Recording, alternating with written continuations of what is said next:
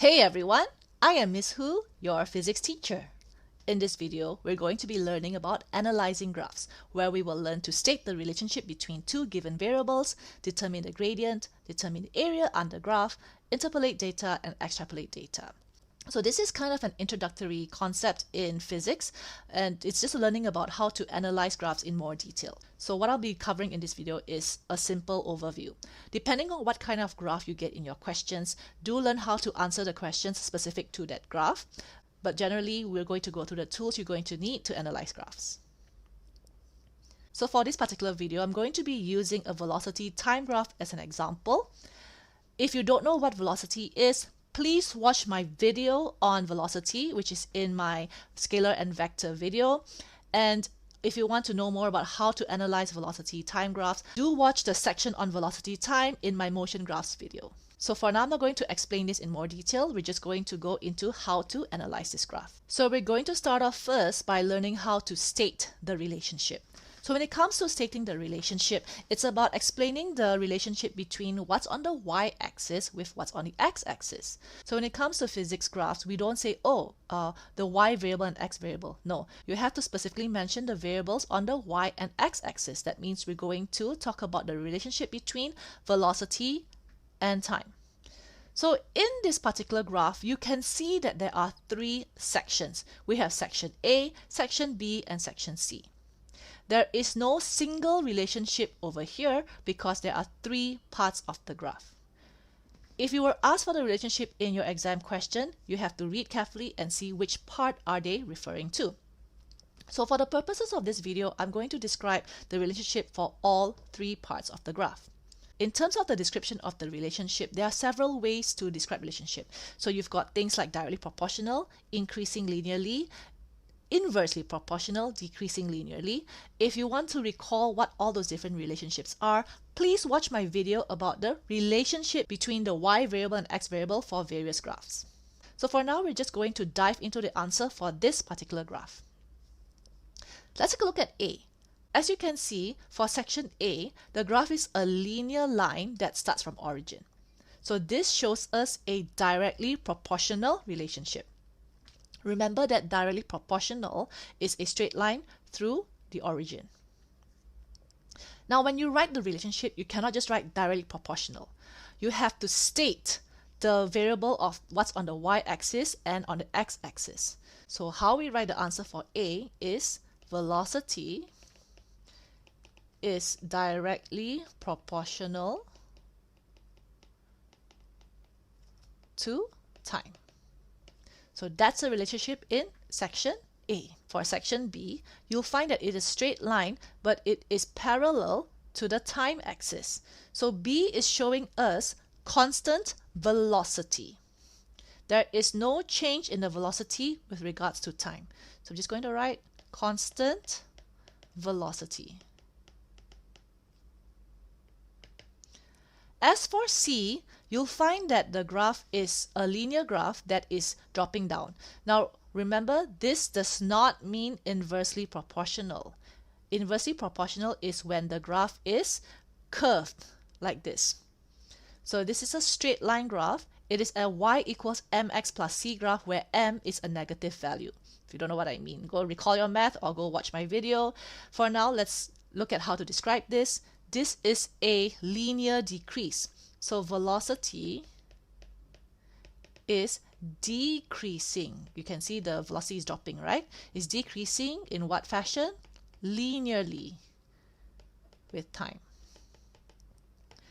That's how you can state the relationship for A, B, and C. Next, how do we determine the gradient? So again, there is no such thing as one gradient to represent the entire graph because there are three sections in this graph. So let's look at how to calculate gradient in general first. Now, depending on how your teacher teaches it, you might learn it with the formula as gradient is y2 minus y1 over x2 minus x1. Or you might learn it as change in y over change in x. Or you might learn it as rise over run. So whichever the formula you use, it's actually calculating the same thing. So because there are three sections in this graph, let's calculate the gradient for all three sections. So let's start with A. Now, every time you calculate the gradient of a graph, you must always show how you get the gradient from this graph. Now, make this a habit whether or not the question asks you to. Most of the time, you'll see that the question says, show clearly on the graph how you obtain the gradient. Even if the question doesn't ask, just make it a habit, because I've got a lot of students who forget to show this and they end up losing marks. How do we show this? Drawing the gradient triangle. How big should a triangle be? Now, every exam mark scheme does have a minimum size, but I wouldn't recommend you look for that minimum size. I find students, when they know, oh, there's a minimum size, somehow they always aim for that minimum size, but because they estimate it wrongly, it becomes smaller than the minimum size and they don't get the marks. To be on the safe side, always go big. Take the biggest triangle that you can get from that section. Can you start from 0, 0? Yes, you can. So for A, we're going to start from 0, 0, and we're going to take it right at the top over here. Show the gradient triangle, meaning you have to draw the triangle. Use dotted lines. Use a ruler, please. Draw the dotted line clearly, like so. And when you get the coordinates to calculate the gradient, especially if you're using the first formula, please don't just draw a random triangle and then you take two other random values in the middle. No! The gradient triangle you draw is based on the coordinates that you're going to put into your formula. So let's say we take the first formula in this case. So we've got the coordinates of 0, 0 and 4, 6. So the value here becomes 6 minus 0 for the top of the fraction. And for x, this is 4 and 0, so 4 minus 0. M in this case is referring to the value of the gradient. So you're going to get 6 divided by 4, which gives us 1.5. Do not leave your answer in fractions. Always write your answer out in decimal place. Before we move on, you got to check, does the gradient have a unit? So I've got a lot of students say, yo, gradient, no unit. No, just because you learn in maths there's no unit, that doesn't apply for physics. The reason why you've never learned a unit in maths is because you're only working with x and y. There are no units with x and y. You learn the gradient concept generally in math so that you take that general concept and apply it in other subjects like physics. So now when it comes to physics, we're going to have to learn to be more specific. How do we get the gradient? Whatever unit on y-axis goes on top, and whatever unit in the x-axis goes at the bottom. So I'm just going to write here to point out to you. The unit on the y-axis, which is velocity, is meters per second. So I'm going to just write here meters per second. And the unit for the x-axis is seconds, which is for time. So meters per second divided by second. Meters per second divided by second, not times, yeah? Divided, you're going to get meters per second squared. So that's how we obtain the unit for the gradient. Now let's look at B. B is a flat horizontal line that's parallel to the x-axis. So if you know your math, obviously a flat line parallel to the x-axis is 0 gradient. So we're not going to calculate that because we already know it's 0, right? So I'm just going to write here 0. Now for C, this is our gradient triangle. So remember to always draw the triangle. We're going to take the two coordinates that are furthest away from each other to get the largest gradient triangle. I'm just going to add the triangle sign just to show you. That's the gradient triangle. So for C, the gradient is negative because it's going down. So if we use the formula correctly, of course, you're going to get a negative number. So for y2, we have 0 and y1 is 6. So I'm going to write 0 minus 6 for the top of the fraction. Whereas for the bottom of the fraction, we have 12 and 9. So that's 12 minus 9. So this gives us negative 6 over 3, giving us negative 2 meters per second squared. Same unit as A, obviously, because same set of quantities. So that's how you can calculate the gradient for the different sections of this graph. So by the way, in case you haven't spotted it, the gradient is actually showing us the acceleration. That's why it has the acceleration unit. Now, when drawing gradient triangles, just a reminder, always draw them with dotted lines and with ruler. Yes, I know my lines are not straight because I'm using my tablet. But make sure you draw the lines with dotted lines and not with solid lines. The difference is that solid lines are reserved for the actual graphs that are plotted based on the coordinates, whereas dotted lines are lines that we add on to help us interpret or analyze the graph. So gradient triangles are not part of the graph. They are lines drawn for us to help us analyze and calculate the gradient. That's why we draw dotted lines. Let's move on to how we determine the area under the graph. So depending on the question, sometimes the question could ask you to only count the area for one section. For example, calculate the area under B only. Or maybe they want the entire thing A and B and C. So depending on the question, you need to see where the start and where the end is and calculate the area for that particular section. So for the purposes of this video, we're going to calculate each three parts separately.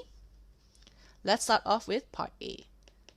Now remember that when calculating the area under the graph, between the start and stop points, we need to have the vertical lines that go to the x-axis, and we calculate the area bordered by those two vertical lines, the line and the x-axis. So for A, our starting point is already at the x-axis, which is a time axis, so no need to draw any vertical line.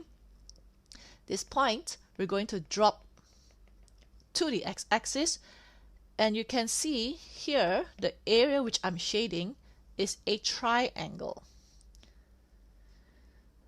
So when calculating the area under the graph, we don't count, 1, 2, 3, 4, 5, 6 squares. No, you look at the value on the axis. So happens that, yeah, this is 6, but just to let you know, that you look at the value, because if let's say the numbers here were different, you need to take the number at this particular point of the coordinate.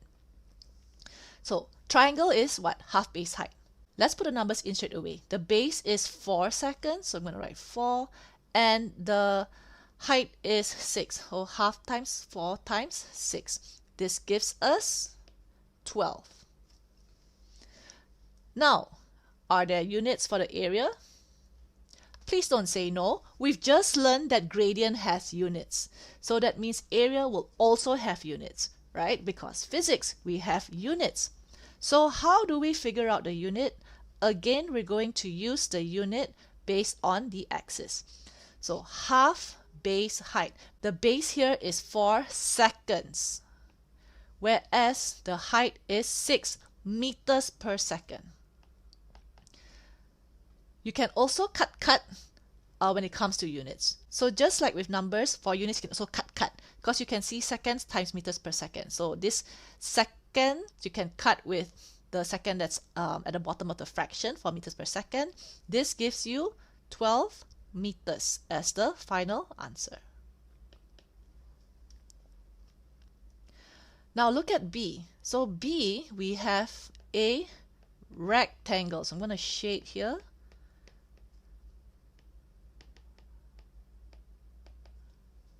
To calculate the area, we're going to get the length times width. So you can see here, the length is between 4 and 9, giving us 5 seconds. So 5 seconds times the height, which is 6 meters per second. Again, we can cut the unit. Of course, you're going to get the same unit as with A, but just to further prove to you, all right? So we have 5 times 6, which gives us 30, and the unit is meters. And now for C, same thing. C is a triangle. So we have area, which is half base height. The base is between 9 and 12. 12 minus 9 is 3. So I'm going to write here 3. Unit is seconds. The height is 6 meters per second. So this would give us, again, you can cut the seconds. Half times 3 times 6 will give us 9 meters. So that's how we calculate the area under the graph for each of these sections. So if you needed to get the total area, then all we need to do is add them up together. So we have 12 meters plus 30 meters plus 9 meters. This will give us a total of 51 meters. So of course, if you wanted to calculate the total area, you could also use the formula for the trapezium. That's fine. Or you can use triangle, rectangle, triangle. You're going to get the same answer anyway. So by now you should have spotted that the area under a velocity time graph, as you can see, is equivalent to the displacement covered by this moving object. That's why we have the value of the area in meters. It's covered a displacement of 51 meters. Now let's talk about interpolating data. So interpolating data just means that we need to get the value in between the graph. Some of you may know how to solve this question without even realizing it's interpolation. It's just a fancy word here. As long as you know how to solve the question, that's fine. Let's just go into how to solve these questions. First question is, what is the velocity of the object at t equals 3 seconds? Now, one thing you must remember is that every time you get a value from the graph, you must show how you obtain that value. So that's why earlier when we had to calculate the gradient, you have to show the gradient triangle. For the area, you don't really need to shade it, but it helps. Now, for interpolation of data, to get the velocity at 3 seconds, you had to look up the graph, right? So make sure you show that you got the value from the graph. You're not just plucking the number from some random space in your head. So if the time is 3 seconds, that's over here, we draw a dotted line. And then from here, we look up the value on the y-axis. Okay, please use a ruler for this. I'm using my tablet, so obviously the line is not so straight. But use your ruler when you're looking this up. You get the value of 4.5 meters per second. Every time you draw a guideline like this, it has to be a dotted line. The difference between a dotted line and a solid line is that dotted lines are guidelines. It's something that we add on to help us interpret the data. A solid line like this is the actual graph line. So when we draw solid lines, this tells us this is the graph. Dotted line is a guideline. So by differentiating this very clearly, it helps anyone who's looking, especially the examiner, to be able to see, oh, okay, this is the actual graph in the question, and the student is drawing dotted lines as guidelines to be able to look up values. So even in the real world, outside of your exams, we take the same approach. So actual graph lines are always solid, so anyone who's looking at the graph knows, okay, these are the actual graph lines plotted based on data, but any data that we're looking up or any gradient calculation, this is shown clearly with the dotted lines. Now, moving on to the next question. What is the velocity of the object at t at 10 seconds? Same thing. You need to add the dotted lines to show this is where we're getting the number from. Please use a ruler and use a pencil to draw the dotted lines, and you get 4 meters per second. So to interpolate data means to find the additional value within the ranges of the graph. So inter. Now let's look at the concept of extrapolating data.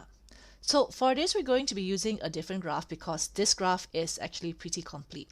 So extrapolation of data normally involves using graphs that are not quite complete. So for example, let me just move my face out of the way here. This graph is a hanging graph. A hanging graph here means that it's floating between the x and y axis. And just a reminder, especially for those of you who are doing SPM, if you're plotting a data for your experiment in your practical exam, you are not supposed to draw hanging graphs. You have to make sure that your graph either starts from the origin or is touching the x-axis or is touching the y-axis. So no hanging graphs like this.